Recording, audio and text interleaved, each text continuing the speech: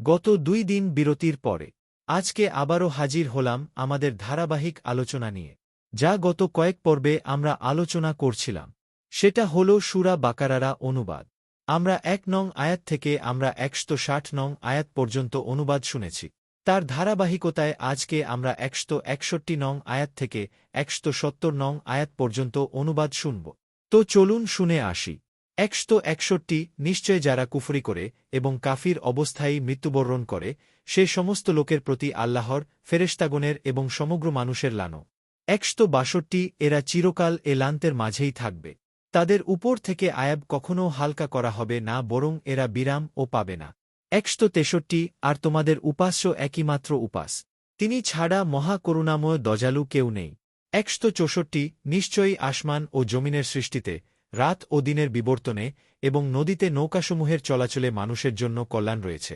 আর আল্লাহ তাআলা আকাশ থেকে যে পানি নাইল করেছেন তদ্বারা মৃত জমিনকে সজীব করে তুলেছেন এবং তাতে ছড়িয়ে দিয়েছেন সবরকম জীবজন্তু। আর আবহাওয়া পরিবর্তনে এবং মেঘমালার যা তারই হুকুমের অধীনে আসমান ও জমিনের মাঝে বিচরণ করে, নিশ্চয়ই সে সমস্ত বিষয়ের মাঝে নিদর্শন রয়েছে বুদ্ধিমান সম্প্রদায়ের জন্য। 165 আর কোনো লোক এমনও রয়েছে যারা অন্যান্যকে আল্লাহর সমকক্ষ সাব্যস্ত করে এবং তাদের প্রতি তেমনি ভালোবাসা পোষণ করে যেমন আল্লাহর প্রতি ভালোবাসা হয়ে থাকে। কিন্তু যারা আল্লাহর প্রতি ঈমানদার তাদের ভালোবাসা ওদের তুলনায় বহুগুণ বেশি। আর কতই না উত্তম হতো যদি এ জালিমরা পার্থিব কোনো আয়াব প্রত্যক্ষ করেই উপলব্ধি করে নিত যে যাবতীয় ক্ষমতা শুধুমাত্র আল্লাহরই জন্য এবং আল্লাহর আয়াবই সবচেয়ে কঠিনত।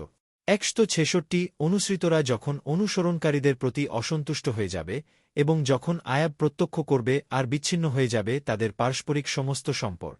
167 এবং অনুসারীরা বলবে, কতই না ভালো হতো যদি আমাদিগকে পৃথিবীতে ফিরে যাবার সুযোগ দেয়া হতো, তাহলে আমরাও তাদের প্রতি তেমনি অসন্তুষ্ট হয়ে যেতাম যেমন তারা অসন্তুষ্ট হয়েছে আমাদের প্রতি।